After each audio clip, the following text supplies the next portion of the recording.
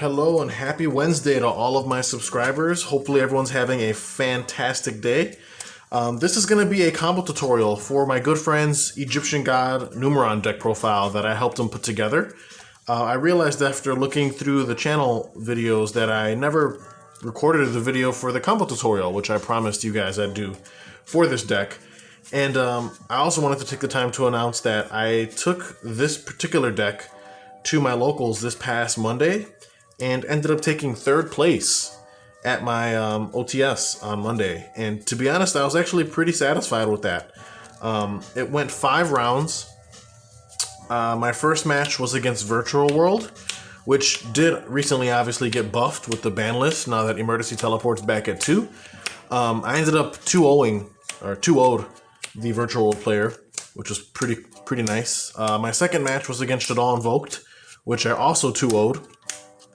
Third match was against Tri-Brigade, and that was my first loss. However, I did end up taking that to a game 3. My fourth match was actually against Pure FA, which unironically, as for those of you who don't know, FA is my favorite deck of all time, and it's a deck that this channel does a lot of content for. It was just a pure FA build that I went up against. He was playing limiter removal and solidarity in his deck for like an aggro beatdown style. I ended up 2-0ing him as well. And after the match, we ended up talking about like FAs in general, and it was just really cool overall. And then my fifth match was against another Tri-Brigade player, but this was like a Tri-Brigade Lyralusk hybrid. And I got 2-0'd by that. So after totaling the scores, I ended up taking third place with this deck at locals. And like I said, I'm pretty content with that. I mean, obviously my fourth match against Pure FA, that's not very relevant at all, especially in the Pure variant. That's more of just like a fun, casual deck. But the other 4 decks that I went up against, which was Virtual World, Shadow Invoked, and the 2 separate Tri-Brigade decks, that's obviously what I would consider to be meta-relevant, obviously. And the deck fared pretty well. I mean, it did lose to the 2 Tri-Brigade decks, one of which I was able to take to a game 3. But considering I'm not displeased with how this deck performed. I mean, this is a really budget deck, and it did extremely well in my opinion. And like I was saying before, I realized that I never made the combo tutorial video for this deck, and I know some of you had questions on how Numeron worked. Some of you know what it does, but there's still people who obviously don't, and this video is more so for them. But either way, if you're watching this video, feel free to like and subscribe. I will be uploading more content this month. I've been waiting for some things in the mail for a few decks that I'm working on that I want to showcase, but unfortunately the mail has been a little slow in my area due to some congestion and just other issues that have been going on. But with that being said, let's go ahead and draw our 5-card opening hand here. I did shuffle the deck on camera, including pile shuffle, and I cut it. So these are my 5 cards. We're going to go ahead and flip these over. We got Lava Golem, Memories of Hope, Veiler, and a Numeron Wall.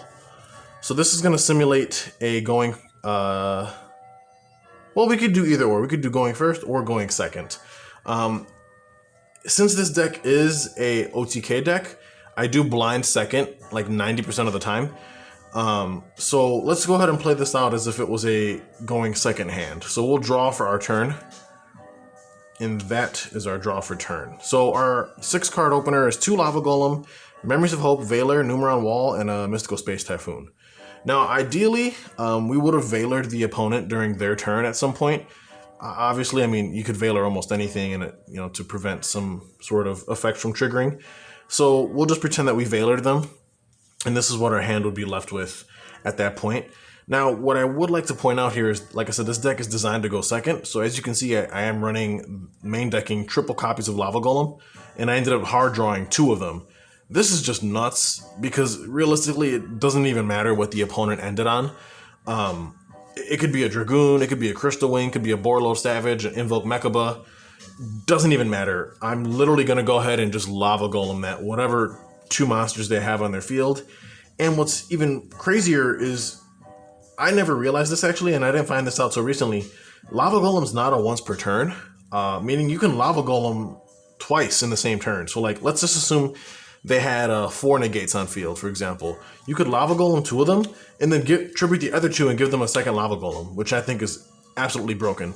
But either way, we do have access to our Numeron network here through our Numeron wall, and we even have an MST to bait out any pesky back row we might be worried about. So I would say this hand is pretty decent. So we'll go ahead and activate the effective Numeron wall in our hand to pitch itself to go ahead and activate a Numeron network directly from our deck.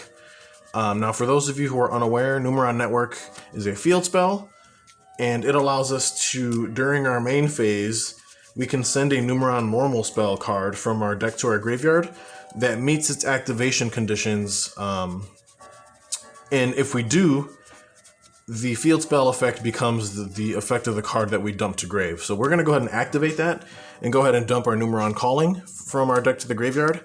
And what Numeron Calling does is that if Numeron Network is in our field zone and I control no monsters, I can special summon up to 4 Numeron Gate Xyz monsters with different names from my extra deck, but banish them during the end phase.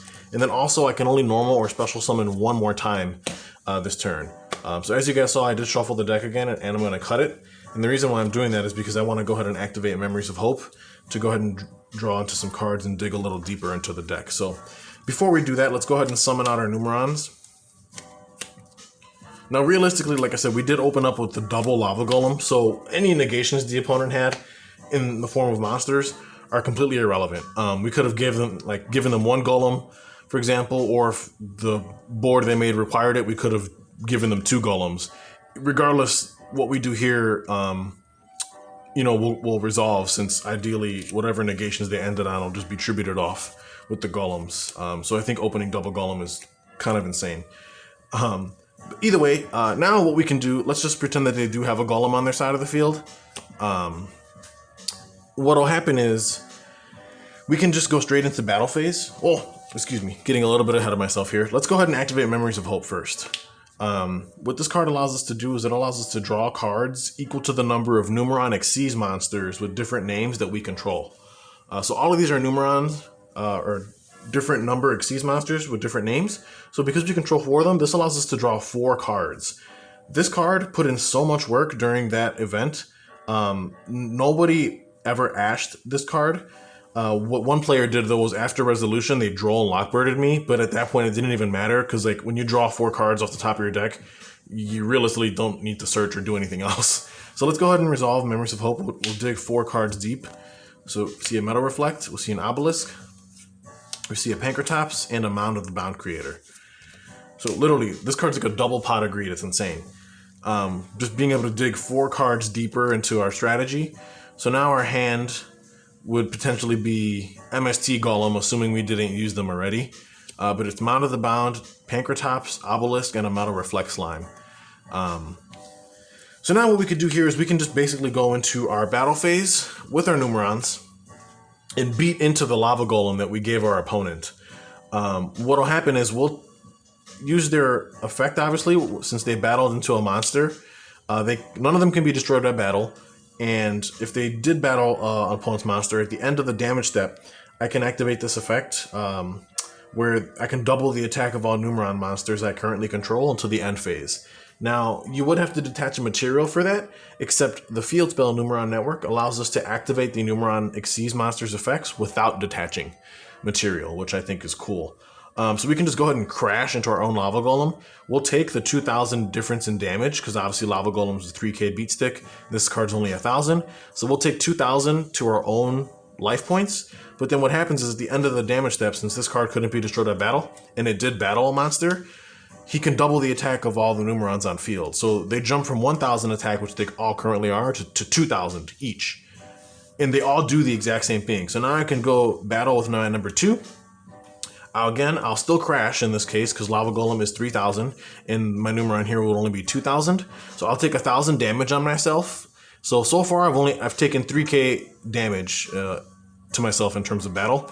But now, because this card again cannot be destroyed by battle, and it did battle an opponent's monster, it can activate the effect to double the attack of all the Numerons. So now this one and this one become 4,000 attack apiece. So now what I can do is I can go this one into the Lava Golem by battle. I can actually clear the Golem now and inflict 1,000 damage to my opponent in the process, because this card is at 4,000. And then again, because it battled an opponent's monster, I can detach a material from this card, which I don't have to under Network, and double the attack of all Numerons. So now the very last Numeron you have here is 8,000 attack. The opponent already took 1,000 damage when I hit over the Golem. So unless they have any other monster on field to stop this attack in some way, shape, or form, they're going to die right then and here. That's literally 9,000 damage between the damage they took from here and the 8,000 they're about to take off of this particular monster. So that's pretty much how the deck works. You just OTK with the Numerons. Now, there are times where the OTK doesn't go off. Like, let's say, for example, the opponent hand-trapped like this one or any of them. Like with the Vec Veiler, or he gammed one of them after the Golem died and I used the effect to try and gain. That'll leave me with like one less card, obviously, or, you know, one less double. So in that case, I probably wouldn't be able to OTK. Or if they had a monster that like floated on destruction into another body, you know, they would use that body to basically block the attack. So in the event that you didn't OTK the opponent, you have some doors that open up for you. You could tribute summon the Obelisk the Tormentor here. However, keep in mind that we did Lava Golem our opponent, you know, theoretically. And when you activate Lava Golem to tribute off their monsters, you cannot normal summon or set monsters for the remainder of the turn. Which means that we cannot normal summon the Obelisk in our hand, unfortunately. But that's not a problem, because that doesn't stop us from link summoning, which we have 4 worth of material here to use. And what we can do is, since they're all going to be banished at the end phase anyway, off of the restriction of the Numeron calling that we dumped, it makes sense to consolidate these cards into something. That way we at least put a body on board for our trouble. Now, the cards we can go into, let's just pretend one of these did get gammaed. Let's say number 3 got gammaed, right? And it got destroyed. That would leave us with 3 Xyz monsters left. So what we can do is we could consolidate all 3 of these into an Infinitrack Fortress Megaclops, which is obviously really cool. And then we'd be able to back that up with the rest of the cards we had in our hand. Or, assuming that, you know, we still had all 4 of our Numerons on board, we could make a Link 4 monster off of this, in this case. And our choices for that would either going to be Appaloosa, we could make a Mech Knight Crusadia Avermax, or we could also make a Saryuja Skuldread, if we want to sculpt our hand a little more. You know, Saryuja Skuldread, since we use 4 materials to make it, ideally we'd dig 4 cards deeper in the deck, and then put 3 cards back on the bottom in any order. We could do that, that is an option. Or, let's just assume that the opponent did have 1 more monster on their field.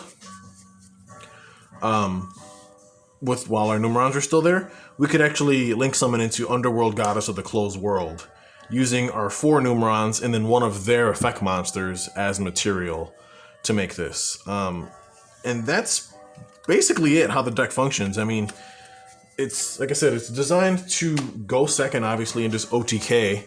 And if it doesn't OTK, then you follow up the play with like really cool Link boss monsters. You know, obviously Appaloosa is a 4 negate. She'll be made of 4 materials, so she'll have all 4 of her negates. Avermax is a card that a lot of decks still struggle to out even today. Saryuja is just nice, just being able to sculpt your hand even further, and also allowing you to special summon monsters from your hand. And then, of course, Underworld Goddess is just insane, being able to link away one of your opponent's effect monsters.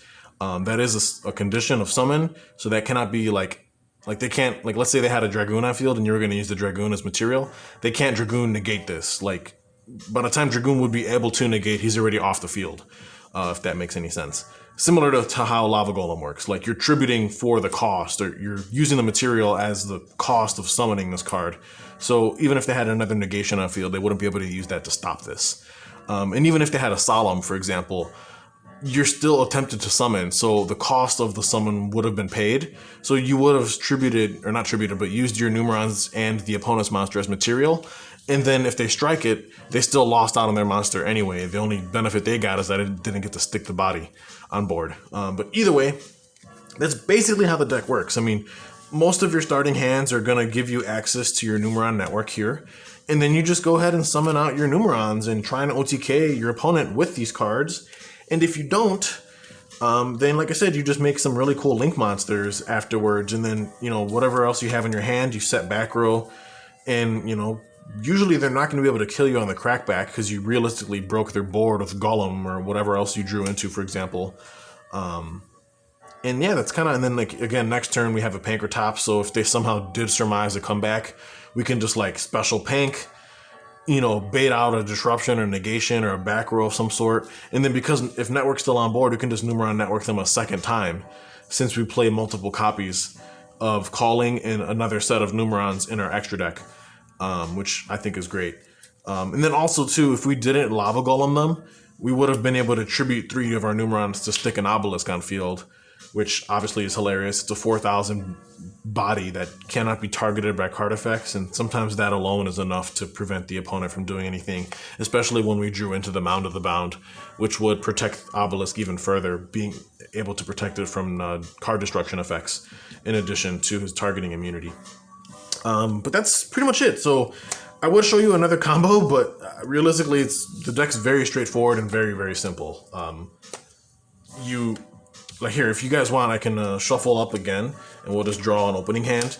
And if I have access to Network, then you pretty much know that we're going to probably be able to make our Numeron play. And that's, like I said, the gist of it all. The deck took 3rd place at Locals, and I'm really happy with it. Hopefully you guys are enjoying the content. Like I said, I do have more content I'm going to be making later this month, but I'm just waiting for some cards in the mail that I ordered. And I'm also waiting for some sets to release towards the end of the month. But I have some really cool videos coming for you guys. We'll just go ahead and pile shuffle here. I'll cut the deck again. We'll draw a theoretical going second hand. And if we have access to Network, then like I said, it's just rinse repeat. I mean, you kind of just do the same thing. And that's what the deck is designed for. I mean, it's an OTK deck, so you're not trying to sit here and have a going, you know, grindy back and forth duel. You just want to kill your opponent as fast as possible. So wait, did I cut? I can't remember. I'll cut again, whatever. So now let's go ahead and draw our opening hand. Drew Obelisk, oops. Numeron wall. Another Golem. Another wall. And then again, we usually blind second with this strategy, so we'll draw for turn. Meta Reflect. We have access to Network through our Numeron wall. Again, this interaction cannot be ashed because you're not activating the Network, or you're not adding Network to your hand, you're activating it from deck. Even if they did have a hand trap of some sort, we have the Called by the Grave anyway. And we drew another Golem. So whatever they made going first, if they ended on like, you know, any type of monster that would negate anything or cause us problems, just Lava Golem it. We're not going to sit here and waste any time. Give them the Golem, activate wall. If they have a hand trap or anything, Called by the Grave it, activate Network, summon our guys, and proceed to OTK. And that's basically how the deck works, guys. It's very, very simple, but hopefully you guys enjoyed this quick combo tutorial. And again, like I said, stay tuned on the channel for more content to come.